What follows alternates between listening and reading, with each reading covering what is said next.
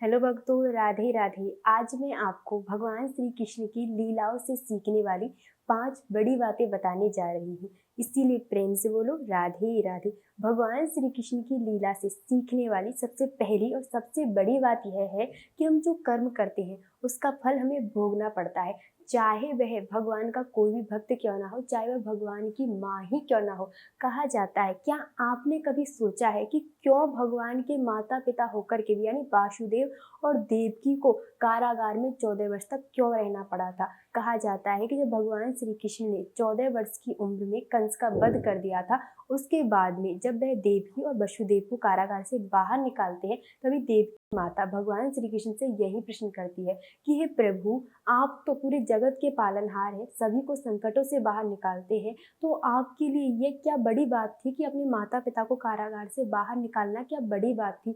आपने तो जन्म होते ही सारे पहरेदारों को सुला दिया था, समुद्र में अपना रास्ता बना लिया था और एक माया रूपी बहन वहां पर स्थापित कर ली थी, यानी आपने सब कुछ रचनाया है, लेकिन फिर भी हमें 14 वर्ष तक इस कारागार में क्यों रखा। यही प्रश्न माता देवकी ने किया था।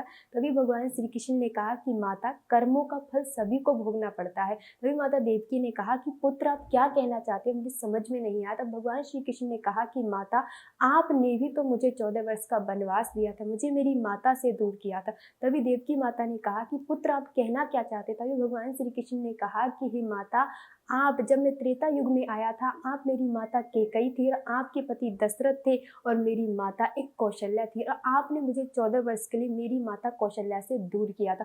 तभी देवकी माता ने कहा कि मैं केकई थी, तो फिर कौशल्या कौन है। तभी भगवान श्री कृष्ण ने कहा, वही तो मेरी माता यशोदा है, जिनसे आपने मुझे त्रेता युग में राम रूप में 14 वर्ष के लिए दूर किया था।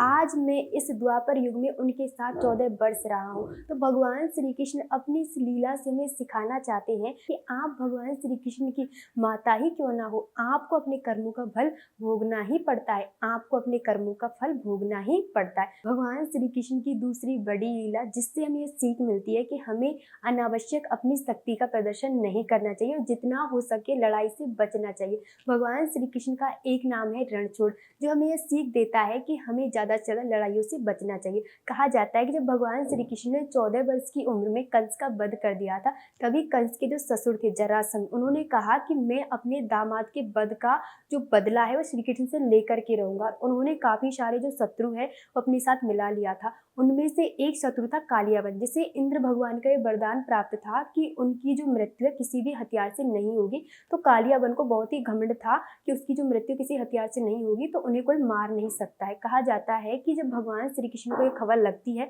कि जरासंध उनका वध करने वाला है या उन पे आक्रमण करने वाला है, तभी भगवान श्री कृष्ण अपनी बुद्धि का प्रयोग करते हैं और बलराम से कहते हैं कि यहाँ पर जितने भी जो व्यक्ति है यानी जितने भी जो जन है, उन सभी को एक नई नगरी बनाओ। तो एक द्वारिका नगरी भगवान श्री कृष्ण सभी व्यक्तियों के लिए बनवाते हैं, सभी नगर वासियों को द्वारिका में स्थापित कर देते हैं, वहां पर भेज देते हैं, यानी नगर वासियों की रक्षा तो वो कर लेते हैं, निर्जीव प्राणियों को युद्ध में हत्या नहीं होने देते। उसके बाद में जैसे ही कालियाबन और जरासंध युद्ध के लिए आते हैं, तो भगवान श्री कृष्ण और बलराम जी रण छोड़ करके भाग जाते हैं। यह देख करके कालियाबन भगवान श्री कृष्ण के पीछे भागने लगता है। तभी भगवान श्री कृष्ण अपनी बुद्धि का प्रयोग करते हैं और एक गुफा में चले जाते हैं। कहा जाता है कि उस गुफा में एक मुचुकंद नाम का व्यक्ति सोया हुआ था, जिसे भगवान ने वरदान दिया था कि जो भी व्यक्ति इसे जगाएगा, वह सोया हुआ था, जो भी व्यक्ति इसे जगाएगा और अनावश्यक मतलब कोई भी वजह से नहीं जगाए, मतलब उसका कोई काम नहीं है, वैसे इसे जगा रहा है, इसकी नींद में जो विघ्न डालेगा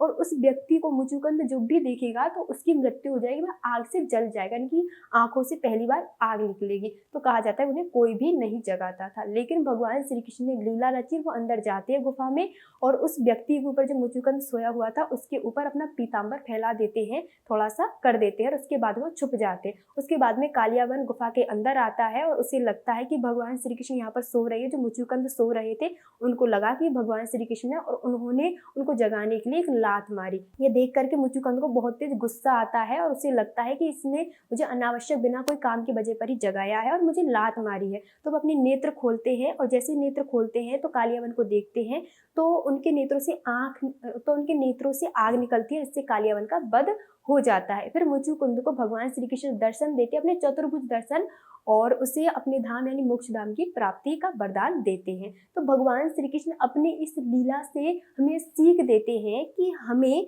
अपनी शक्ति का वैसे ही प्रदर्शन नहीं करना चाहिए, जहाँ तक हो सके हमें वैसे ही लड़ाइयों से बचना चाहिए, अपनी प्रजा की रक्षा करने की कोशिश करनी चाहिए। जिस प्रकार भगवान श्री कृष्ण ने निर्जीव प्राणियों को बचाया, क्योंकि युद्ध होता, क्योंकि अगर युद्ध होता तो एक ना एक व्यक्ति तो युद्ध में मरता, लेकिन भगवान श्री कृष्ण अपनी बुद्धि का इस्तेमाल किया और युद्ध नहीं किया, और युद्ध से भाग करके ही उन्होंने इंद्र के वरदान की भी रक्षा कर ली। तीसरी सीख जो भगवान श्री कृष्ण की लीला से हमें मिलती है कि जो व्यक्ति भक्ति करता है ना, उसमें पूरा समर्पण होना चाहिए, पूरी श्रद्धा का भाव होना चाहिए। कहा जाता है कि पूरे संसार में सबको पता है कि भगवान श्री कृष्ण का सबसे बड़ा भक्त कौन है, वह है राधा रानी, लेकिन सब इस बात से सहमत थे। लेकिन एक व्यक्ति था जो इस बात से सहमत नहीं था, वह थे नारद मुनि। नारद मुनि का कहना था कि राधा रानी भगवान श्री कृष्ण की सबसे बड़ी भक्त कैसे हो सकती है, मैं हूँ भगवान श्री कृष्ण का सबसे बड़ा भक्त, मैं हमेशा नारायण नारायण जपता रहता हूँ, मुझसे बड़ा कोई भी भगवान श्री कृष्ण का भक्त नहीं है। कहा जाता है इसी बात को लेकर के वो पृथ्वी पर आते हैं और भगवान श्री कृष्ण के पास द्वारिकापुरी आते हैं। जैसे ही भगवान श्री कृष्ण को पता चलता है कि नारद मुनि उनके पास आ रहे हैं, तो भगवान श्री कृष्ण अपने सिर को पकड़ करके बैठ जाते हैं। ये देख करके नारद मुनि उनसे पूछते हैं कि प्रभु आपको क्या हुआ, आप सिर को पकड़ करके ऐसे क्यों बैठे हैं। तभी भगवान श्री कृष्ण ने कहा कि हे नारद मुनि, जो मेरा सबसे बड़ा भक्त है ना, उसके चरणों का जो चरणामृत मैं पीऊंगा ना, तभी मेरा सिर दर्द ठीक होगा। ये सुनकर के नारद मुनि सोचते हैं कि भगवान श्री कृष्ण का सबसे बड़ा भक्त तो मैं हूँ, लेकिन मैं अपने चरणों का जो चरणामृत है भगवान श्री कृष्ण को नहीं पिला सकता हूँ, क्योंकि मुझे इससे नरक की प्राप्ति होगी। तभी भगवान श्री कृष्ण के बारे में उन्हें सोचा कि मुझे ठीक भी करना है। तो नारद मुनि ने सोचा कि सारे लोग तो यही मानते हैं कि राधा रानी उनकी सबसे बड़ी भक्त है, तो आज मैं टेस्ट भी कर लेता हूँ। तब वे जाते हैं राधा रानी के पास और जाकर के कहते हैं कि प्रभु के सिर में दर्द है, आप अपने चरणों का चरणामृत दे दीजिए। ये सुनकर के राधा रानी तुरंत एक कटोरा लेती है और उसमें अपने चरणों को धोती है, और उस कटोरे में पानी लेकर के अपने चरणों को धो करके और चरणों को धो करके उस कटोरे में पानी लेकर के अपने चरणों को धो करके नारद जी को दे देती है। देख करके नारद जी रोने लग जाते हैं।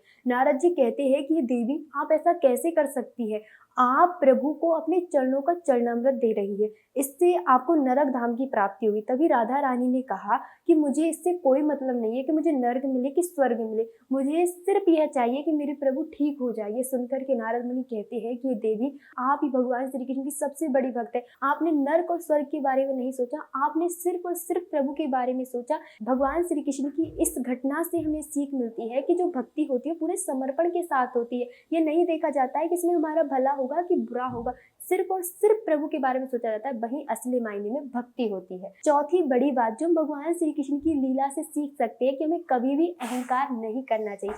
कहा जाता है कि एक बार सत्यभामा भगवान श्री कृष्ण के पास बैठी हुई थी। तभी सत्यभामा ने भगवान श्री कृष्ण से कहा कि प्रभु जब आप त्रेता युग में आए थे राम रूप में, तब आपकी पत्नी माता सीता थी, क्या वह मुझसे भी ज्यादा सुंदर दिखती थी। यह सुनकर के भगवान श्री कृष्ण अचंभित हो जाते। उसके बाद में वहीं पर सुदर्शन चक्र बैठा था। सुदर्शन चक्र ने कहा कि प्रभु क्या मुझसे भी ज्यादा कोई शक्तिशाली है, मैंने आपको इतने सारे युद्धों में जिताया। तभी वहां पर गरुड़ जी भी बैठे थे। गरुड़ जी ने कहा कि प्रभु क्या मुझसे भी ज्यादा तेज कोई भाग सकता है। ये सुनकर के भगवान श्री कृष्ण सभी का जो मद है वह चूर करने के लिए, भगवान श्री कृष्ण को पता है कि सत्यभामा को घमंड आ गया है, चक्र को घमंड आ गया है और गरुड़ को घमंड आ गया, सभी इन सभी के घमंड को तोड़ने के लिए भगवान श्री कृष्ण एक लीला रचते हैं। भगवान श्री कृष्ण गरुड़ से कहते हैं कि तुम जाओ और हनुमान से कहो कि तुम्हें माता सीता और राम ने बुलाया है। ये सुनकर के गरुड़ जी जाते हैं हनुमान जी के पास और जाकर के कहते हैं कि तुम्हें भगवान श्री राम और माता सीता ने बुलाया है। और फिर सुदर्शन चक्र से भगवान श्री कृष्ण कहते हैं कि तुम बाहर पहरेदारी करो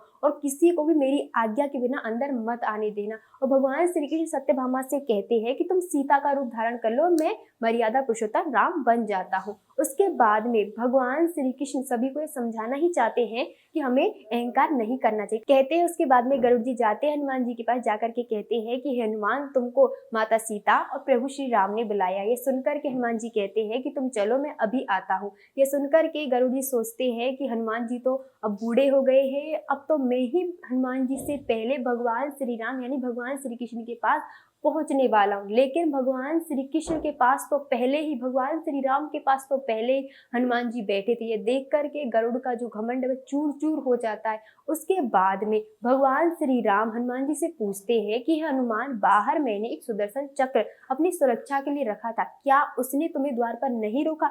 तभी हनुमान जी ने कहा कि हाँ, उसने मुझे रोकने का प्रयास किया था, वो मुझे बहुत तंग कर रहा था, इसलिए मैंने उसे पकड़ा और अपने मुख में रख लिया। ये सुनकर के जो सुदर्शन चक्र था ना, उसका भी जो मद है, वह अहंकार में चूर चूर हो जाता है। उसके बाद में हनुमान जी कहते हैं कि प्रभु, आपने आज अपनी जगह पर, अपनी पत्नी की जगह पर, माता सीता की जगह पर आज किसी दासी को अपने पास क्यों बैठा रखा है? यह सुनकर के सत्यभामा जी का भी जो अहंकार वह चूर चूर हो जाता है। के बाद में भगवान श्री कृष्ण सत्यभामा, सुदर्शन चक्र और गरुड़ से कहते हैं कि तुम बुरा मत मानना, ये मैंने तुम्हें सिर्फ ये समझाने के लिए किया था ताकि तुम्हारे मन में कोई अहंकार ना आए, क्योंकि अहंकार जिस व्यक्ति के मन में आ जाता है कि मैं बड़ा हूँ, तो व्यक्ति अपने जीवन में कुछ भी नहीं कर सकता है, इसलिए अहंकार नहीं करना है। तो भगवान श्री कृष्ण की ये लीला हमें सिखाती है कि हमें कभी भी अहंकार नहीं करना चाहिए। भगवान श्री कृष्ण की सबसे बड़ी और सबसे आखिरी लीला, भगवान श्री कृष्ण की सबसे बड़ी और सबसे आखिरी लीला से हमें सीखने को मिलता है कि भगवान वह करते हैं जो हम नहीं कर सकते।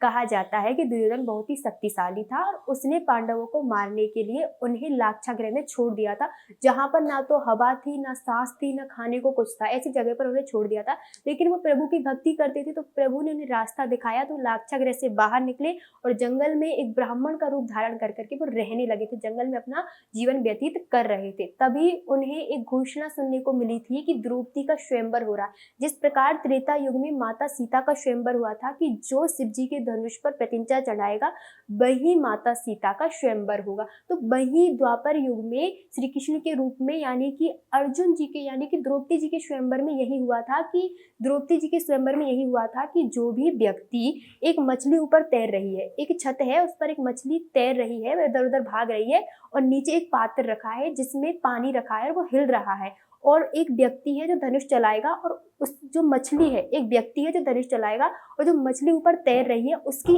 आंख पर निशाना लगाएगा। और पानी कैसा है? अविचलित, यानी फिर चल रहा है, मतलब पानी में हलचल हो रही है, तो उसे ऊपर नहीं देखना, उसे सिर्फ नीचे पानी में देख करके उस मछली जो ऊपर तैर रही है उसकी आंख पर निशाना लगाना है। कहा जाता है कि सारे राजा प्रयास करते हैं लेकिन कोई भी उस मछली की आंख पर निशाना नहीं लगा पाता है। लेकिन जैसे वो पांचों पांडव उस सभा में आते हैं तो भगवान श्री कृष्ण उन्हें देखते हैं, तो भगवान श्री कृष्ण उन्हें पहचान जाते हैं। तो भगवान श्री कृष्ण अर्जुन से सारी बात बताते हैं कि तुम्हें कैसे कैसे करना है। फिर भगवान श्री कृष्ण से अर्जुन हंस करके कहते हैं कि प्रभु, आपने मुझे सारी विधि बता ही दी है, लेकिन मुझे सारी विधि से यही पता चला है कि सारा काम मुझे ही करना है, तो आप क्या करेंगे? भगवान श्री कृष्ण ने कहा कि मैं वो करूंगा अर्जुन जो तुम नहीं कर सकते हो, तुम सिर्फ वही कर सकते हो कि बेहतर से बेहतर प्रयास कर सकते हो, लेकिन मैं वह करूंगा जो तुम नहीं कर सकते। तभी अर्जुन ने कहा कि प्रभु आप ऐसा क्या करोगे? तभी भगवान श्री कृष्ण ने कहा कि मैं इस अविचलित पानी को, जो पानी हिल रहा है ना, इसे स्थिर कर दूंगा ताकि तुम्हें मछली की आंख देखने में सहायता मिले। और भगवान उस अस्थिर पानी को स्थिर कर देते हैं जिससे अर्जुन को सहायता मिलती है। तो भगवान की इस लीला से हमें सीखने को मिलता है कि भगवान वो करते हैं जो हम नहीं कर सकते। तो प्रभु पे भरोसा रखो और भक्ति करते रहो, तो आप जीवन में कुछ भी कर सकते हैं। इसीलिए प्रेम से बोलो राधे राधे।